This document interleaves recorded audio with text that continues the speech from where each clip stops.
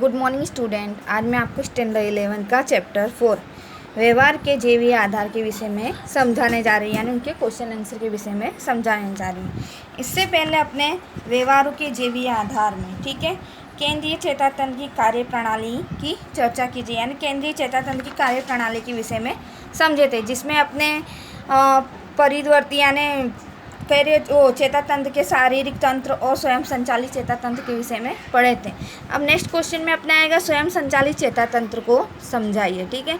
और स्वयं संचालित चेतातंत्र को परिवर्ती चेतातंत्र से जुड़े हुए हैं, ठीक है। केंद्रीय तंत्रीय चेतातंत्र में अपने ने क्या देखा था कि उसमें शरीर के विषय में बताया, जिसमें मस्तिष्क और दूसरे रीढ़ के उसके विषय में अपने ने विस्तार से चर्चा की थी। अब इसमें क्या आएगा, स्वयं संचालित चेतातंत्र को समझाइए। तो जो स्वयं संचालित चेतातंत्र है वो किससे हुआ है, परिवर्ती चेतातंत्र से जुड़ा हुआ है। अपने परिवर्ती चेतातंत्र को दो भागों में बांटते हैं, ठीक है, शारीरिक तंत्र और स्वयं संचालित चेतातंत्र, ठीक है। शारीरिक तंत्र के विषय में अपने थोड़ा समझेंगे, उसके बाद स्वयं संचालित चेतातंत्र के विषय में समझेंगे। अभी स्वयं संचालित चेतातंत्र है उसको अनुकंपी चेतातंत्र और परानुकंपी चेतातंत्र इस तरीके से दो भागों में बांटा है। तो सबसे पहले अपने किसके शारीरिक चेतातंत्र के विषय में समझेंगे। तो शारीरिक चेतातंत्र, ठीक है, तो शारीरिक चेतातंत्र की कारक चेताएं हैं वो शरीर के पट्टेदार स्नायु को क्रियाशील बनाती हैं, ठीक है। जो शरीर में पट्टेदार स्नायु होते हैं उनको क्रियाशील बनाती हैं, जैसे हाथ पैर के हलन चलन के लिए जिम्मेदार है। शारीरिक चेतातंत्र की सांवेदिक चेतनाएं जैसे आँख, नाक, कान तथा स्पर्श जो अपने त्वचा होती है, ठीक है, स्पर्श करने वाले जैसे शरीर के मुख्य अवयवों से निकलती है, ठीक है, शरीर के मुख्य अवयवों से निकलती है, जैसे आँख, नाक, कान, इन सब से निकलती है, ठीक है। तो जो संवेदन का प्रवाह है वो कैसा होता है, सुषुम्ना होता है, ठीक है। संवेदन का प्रवाह सुषुम्ना होता है जो मस्तिष्क तक पहुँचता है और वहाँ से पट्टेदार स्नायु के कारक, ठीक है, तंतुओं के द्वारा संदेश का वहन होता है। यानी हमको क्या मिलता है, मस्तिष्क से क्या मिलता है, वो संदेश मिलता है, ठीक है। जैसे उदाहरण के स्वरूप अपने लें कि अपने को क्या है, बस पकड़ना है, ठीक है। तो बस पकड़ना है तो अपने कहाँ चलेंगे, बस पकड़ने के लिए बस स्टैंड की ओर। तो मस्तिष्क हमको संदेश देगा कि हमको कहाँ जाना है, बस स्टैंड की ओर जाना है। बस जैसे मिलती है तो हम लोग क्या करते हैं, बस पकड़ने के लिए दौड़ने लगते हैं, तो वो क्या बस के साथ हम दौड़ने लगते हैं। इस तरीके से क्या होता है, शारीरिक चेतातंत्र यानी व्यक्ति जब यानी सजीव होता है, ठीक है, जब वो भान में होता है, सजाग होता है, तब शारीरिक चेतातंत्र काम करते हैं और मस्तिष्क की स्नायु उसको संकेत देते हैं, भेजना चालू करते हैं, उसके अनुसार उसके जो शरीर के अंग हैं वो कार्य करते हैं। वो क्या हो गया, शारीरिक चेतातंत्र। अब स्वयं संचालित चेतातंत्र, तो स्वयं संचालित चेतातंत्र, तो स्वयं संचालित चेतातंत्र है वो क्या है, परिवर्ती चेतातंत्र का दूसरा महत्वपूर्ण भाग है, ठीक है। सबसे पहला महत्वपूर्ण भाग क्या है, शारीरिक चेतातंत्र, और दूसरा क्या है, स्वयं संचालित चेतातंत्र। जब व्यक्ति निद्रा अवस्था में होता है या मूर्छा अवस्था में होता है तब ये चेतातंत्र कार्य करते हैं। कब निद्रा अवस्था में होता है, मूर्छा अवस्था में होता है, तब ये चेतातंत्र कार्य करते हैं। इस प्रणाली में क्या होता है, व्यक्ति अपनी इच्छा नहीं चलती, यानी उसकी इच्छा नहीं चलती, वो अपनी इच्छा से काम नहीं करता, तो इसको अपने क्या बोलते हैं, अनिच्छावर्ती तंत्र के रूप में भी जानते हैं। और स्वयं संचालित चेतातंत्र है वो आंतरिक अवयवों के साथ जुड़े हुए हैं। किसके साथ जुड़े हुए हैं, आंतरिक अवयवों के साथ जुड़े हुए हैं। अब इसको स्वयं संचालित चेतातंत्र को दो भागों में बांटते हैं, अनुकंपी चेतातंत्र और परानुकंपी चेतातंत्र, ठीक है। अनुकंपी चेतातंत्र क्या होता है, तो जो आपातकालीन स्थिति में घटना का सामना करना होता है तब अपना मनोभार के प्रति किसी तत्कालीन प्रतिक्रिया पर अंकुश लगता है, ठीक है। आपातकालीन स्थिति होती है तो कोई भी घटना हमारे सामने बनती है तब हमारा अनुकंपी चेतातंत्र उपयोगी होता है, ठीक है। अनुकंपी चेतातंत्र में क्या होता है, हृदय हुआ, ठीक है, हृदय की गति बढ़ जाती है, ठीक है, हृदय हुआ, चेतातंत्र, लाल ग्रंथि हुई, जठर हुई, रक्तवाहिनियों, इन सब से जुड़ा हुआ है।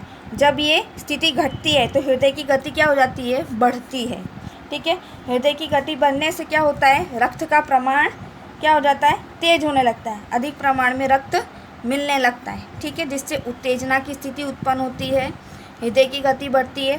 शरीर का बदलाव शरीर को तत्कालीन शक्ति प्रदान करते हैं, ठीक है। इस प्रतिक्रिया से क्या होता है, भय पूर्ण या आपात की परिस्थिति का सामना करने के लिए अनुकंपी चेतातंत्र सहायक होता है। ठीक है, यानी हमारे जब हम कोई भी स्थिति से गुजरते हैं, आपातकालीन स्थिति से गुजरते हैं, तो हमारा शरीर में बदलाव आता है, तो उस बदलाव को शक्ति प्रदान करने का कार्य कौन करता है?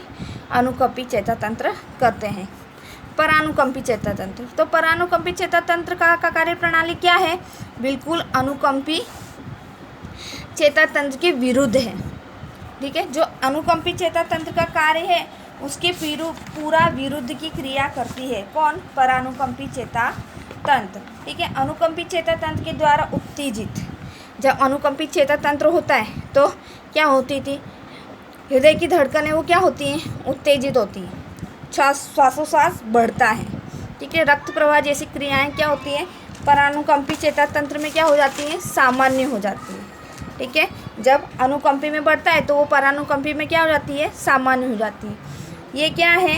ये दोनों यानी ये कैसा है? एक दूसरे पर पूरक है, यानी एक दूसरे के विपरीत है। अनुकंपी और परानुकंपी एक दूसरे के विपरीत हैं पर एक दूसरे के पूरक हैं। यानी जब अनुकंपी परिस्थिति में शरीर बेडोल बनता है, जब बदलाव आता है, तब परानुकंपी में कुछ असर देखने को मिलती नहीं है।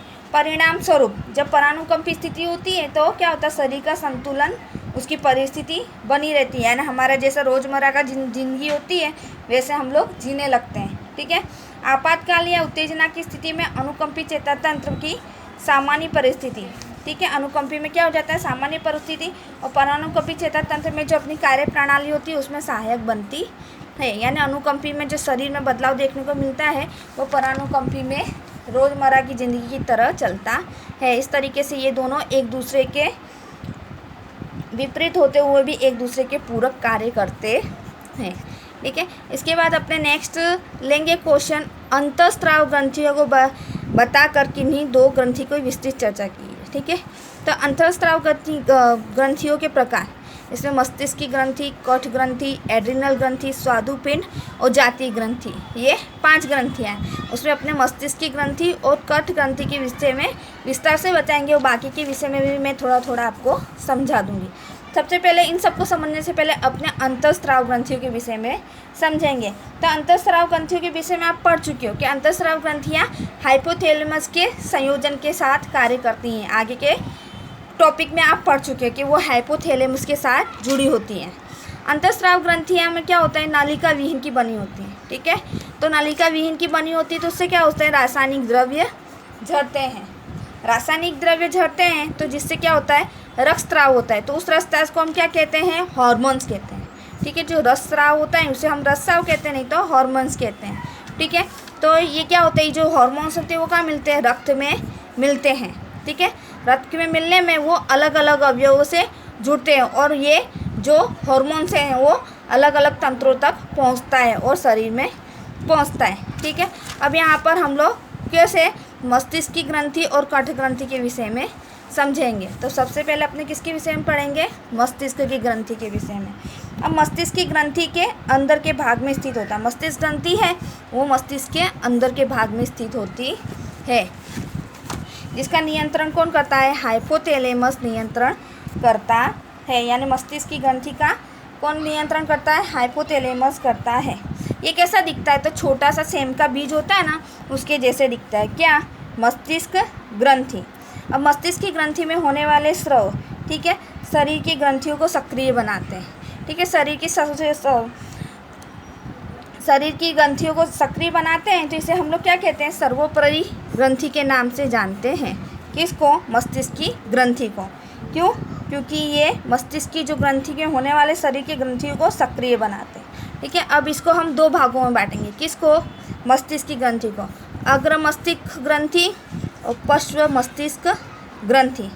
अग्र मस्तिष्क ग्रंथि में क्या होता है? चयापचय की क्रिया होती है। चयापचय की क्रिया से क्या होता है? हमको क्या देखने को मिलता है? वृद्धि, ऊंचाई, लैंगिक विकास, प्रजनन की क्रिया तथा चेतातंत्र को ये प्रभावित करते हैं। तो इस तरह से प्रभावित करते हैं कि इसके मुख्यतः, ठीक है, इसमें जो इस ग्रंथि में मुख्यतः जो भाग देखने को मिलते हैं तो क्या? थायोट्रोपिक, एड्रिनो कोर्टिकोट्रोपिक, लैक्टोजिन, ठीक है, लिनोनाइजिंग तथा अन्य हार्मोन्स क्या होते हैं? झरते हैं। ठीक है, जो किस में देखने को मिलते हैं? मस्तिष्क की ग्रंथि में हॉर्मोन्स, जो आपने पढ़ा है ना आगे के, जो रस स्राव भरते हैं, हॉर्मोन्स झड़ते हैं, तो वो ये झड़ते हैं किस में? मस्तिष्क की अग्रग्रंथि में। ठीक है, जिसके कारण क्या होता है, अपने शरीर को क्या मिलता है? संदेश मिलता है। ठीक है, थाइकोट्रोपिक का स्राव कंठ ग्रंथि को उद्दीपित। इसके बाद अपने किस में आएंगे? ये नाम अजीब से हैं, पर इनको याद कर लेना तो आपको मदद होगी। ठीक है, पढ़ने में अजीब से लगेंगे पर आपको याद करने पड़ेंगे। इसके बाद आएगा पश्वखंड। ठीक है, मस्तिष्क का अग्रखंड ग्रंथि और पश्वखंड ग्रंथि। तो पश्वखंड ग्रंथि में भी जैसे ऊपर ग्रंथि के नाम है जो स्राव झड़ते हैं, उसमें भी काफ़ी स्राव हैं, जैसे ऑक्सोटोसिन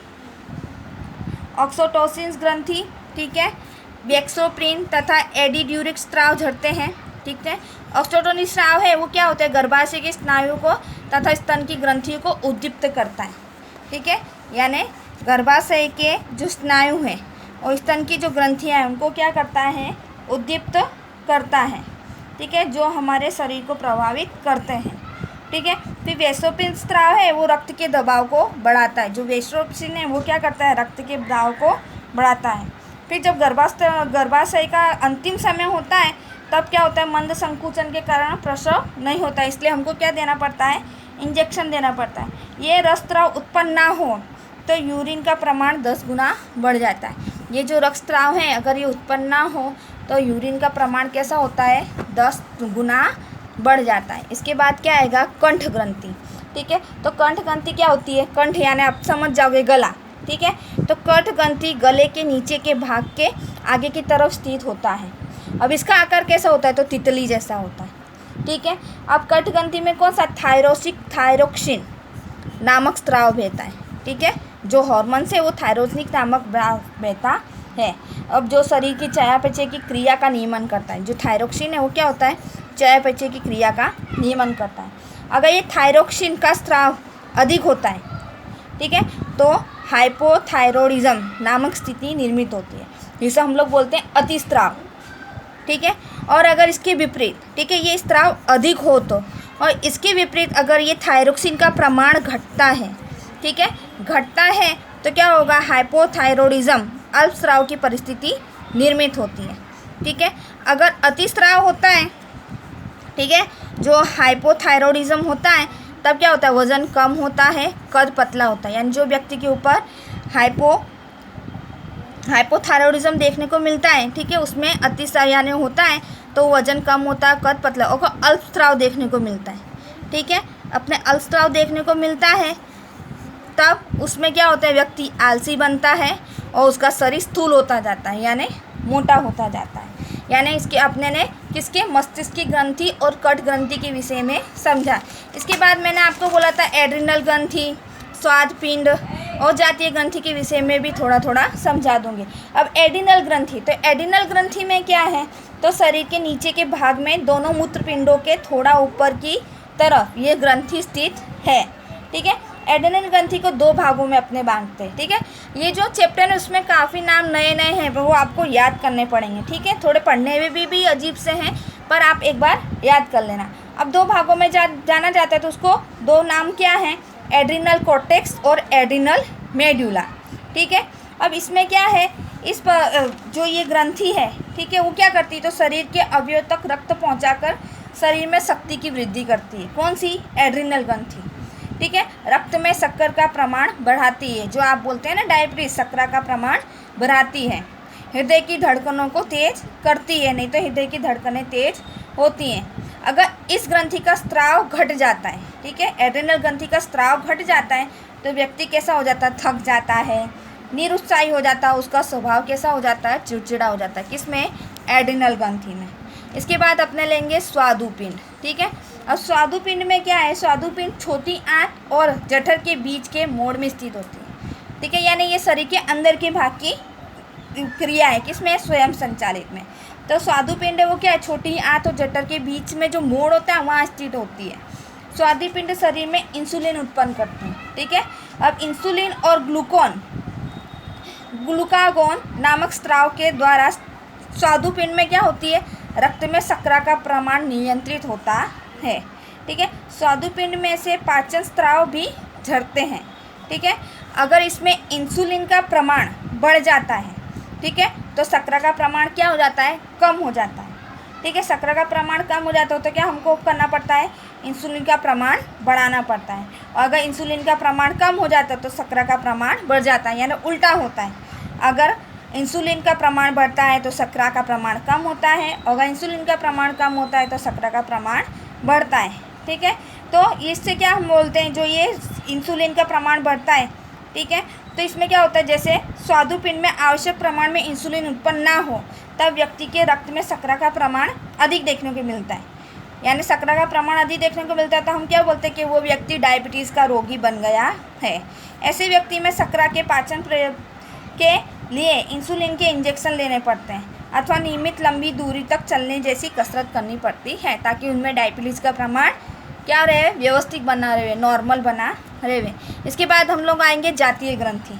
अब जातीय ग्रंथि में अपने आगे पढ़ चुके हैं कि पुरुष में शुक्रकोंड होते हैं, शुक्रपिंड होते हैं, और स्त्रियों में बीजाशय नामक लैंगिक ग्रंथियाँ स्थित होती हैं। अब मस्तिष्क की ग्रंथि के द्वारा ये दोनों सक्रिय होते हैं। ठीक है, मस्तिष्क से जुड़े होते हैं। ठीक है, इसलिए इसमें जातीय स्राव झरते हैं जिसके कारण प्रजनन संभव होता है। अब पुरुषों में कौन से स्राव देखने को मिलते हैं, तो टेस्टोस्टेरोन नामक रसस्राव के कारण जातीय प्रेरणा उत्पन्न होती है। और स्त्रियों में कौन से, एस्ट्रोबिन और प्रोजेस्टेरोन जैसे रक्तस्राव ऋतुस्राव चक्र के नियमन में सहायक होती है। ठीक है, इस तरीके से पुरुषों में टेस्टोस्टेरोन और स्त्रियों में एस्ट्रोबिन और प्रोजेस्टेरोन, ठीक है, स्राव यानी ग्रंथियां देखने को मिलती है। किसमें, जातीय ग्रंथि में। यानी इसके बाद मैंने आपको एड्रिनल ग्रंथि, स्वादुपिंड और जातीय ग्रंथि इन सब के विषय में समझाया है। एक बार आप 2 से 3 बार बुक में पढ़ोगे तो आपको डिटेल में समझ में आ जाएगा, और इसके जो नाम है वो लोग आप लोग याद कर लेना है। यानी इसमें मैंने आपको स्वयं संचालित चेतातंत्र के विषय में समझाया, जिसमें अनुकंपी चेतातंत्र और परानुकंपी चेतातंत्र इसके विषय में समझाया, और अंतःस्राव ग्रंथियों के विषय में समझाया जिसमें मस्तिष्क ग्रंथि और कंठ ग्रंथि के बारे में डिटेल में, उसके बाद में एड्रिनल, स्वादुपिंड और जातीय ग्रंथि के विषय में समझाया है। नेक्स्ट चैप्टर में आपका चैप्टर 5 लेंगे, बोधात्मक प्रक्रियाएं। ठीक है, अस्तु।